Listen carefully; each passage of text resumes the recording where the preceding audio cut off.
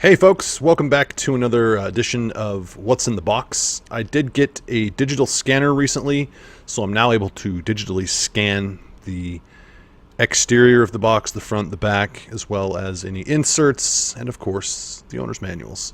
So for this first edition of What's in the Box with a digital scanner, or just episode 4 of What's in the Box, we're going to take a look at Terranigma.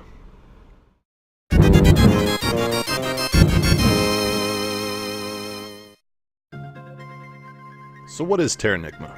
Well, it's the third installment of the trilogy of games known either as the Quintet Trilogy or the Soul Blazer Trilogy, which of course includes Soul Blazer, Illusion of Gaia, and of course, Terranigma. I have played all 3 of these games, and they are wonderful. So if you haven't had a chance to check out these 3 games, I highly recommend doing so. Alright, we're going to go ahead and start with the front cover. I'm going to look at it just right off camera here, and I'll put an image up here so that you guys can see what I'm looking at. And we'll go ahead and just we'll dive into what's on the exterior of the box and talk about the artwork. Now, this game was never released in North America, so unfortunately I can't really do a comparison like I did with Area 88. So we're going to have to go with what was released in Japan. I know this game also came out in Europe, but I don't actually know what the box art for the European release looks like. So we're going to talk about what we have here, which is the Japanese version.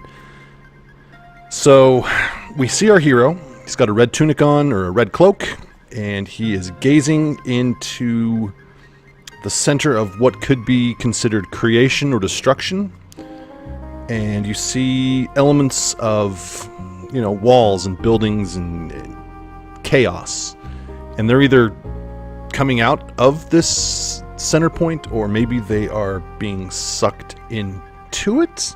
This game does have elements of both creation and destruction, so it really could go either way.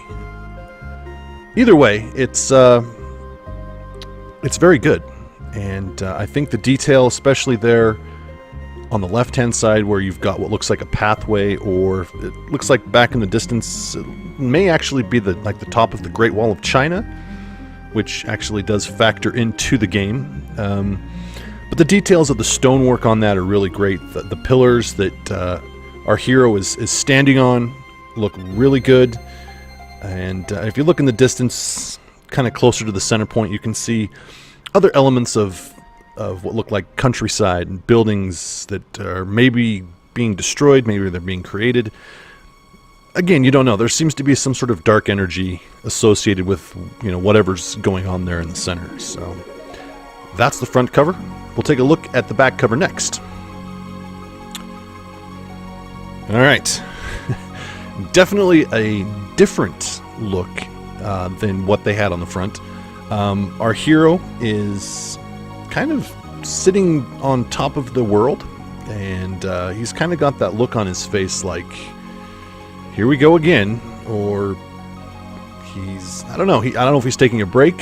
He kind of has that look on his face like he's disappointed, though, which is kind of interesting.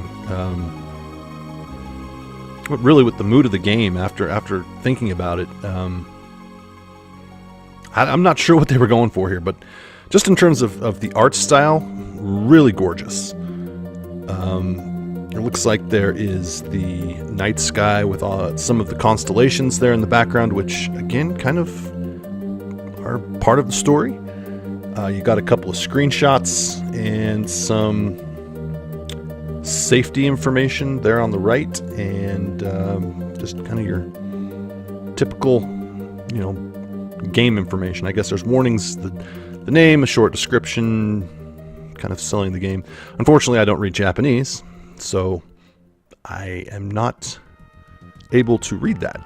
So I can't tell you for sure what it says, but I'm sure it is somewhere along the lines of help save the world from destruction or something along those lines.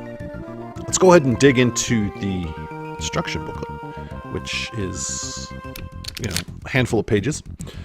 I scanned the highlights, parts I thought were the best. The front cover is just Basically a blown up image of what's on the back of the box, which is our hero sitting on top of the earth with a disgruntled look on his face.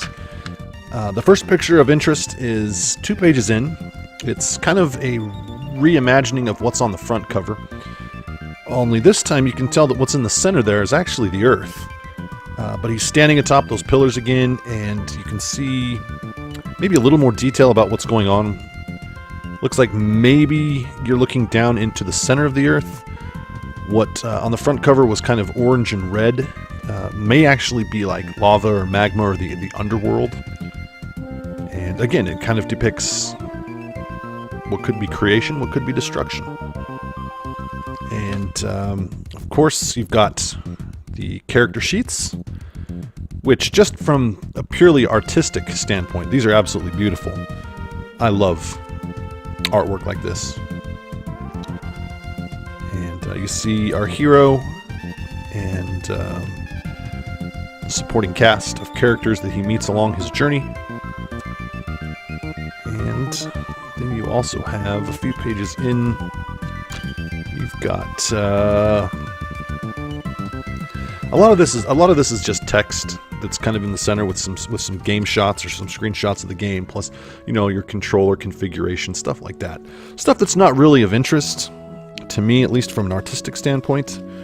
But you do have an interesting image here. I didn't scan this one just because it was kind of text heavy, but you kind of got what looks like a guy looking down at the earth from what looks like the interior of like a cockpit or something. I'm not entirely sure what that is, but it's almost like he's getting ready to fly away. But I don't remember there ever being like any aircraft or spacecraft like this in the game. At least not to my memory. And of course, the opposing forces from the supporting cast would be the enemies in the game. The main villains and, kind of the bosses and stuff like that. It's been long enough ago that I don't remember all of these bosses, per se, right off the top of my head. But I know you do fight a handful of them, and they can be pretty tough. So, and then the back, of course, is just more text, mostly. Nothing really I felt was worthy of scanning, so... There you go. There is a look at what's inside the box for Terranigma on the Super Famicom.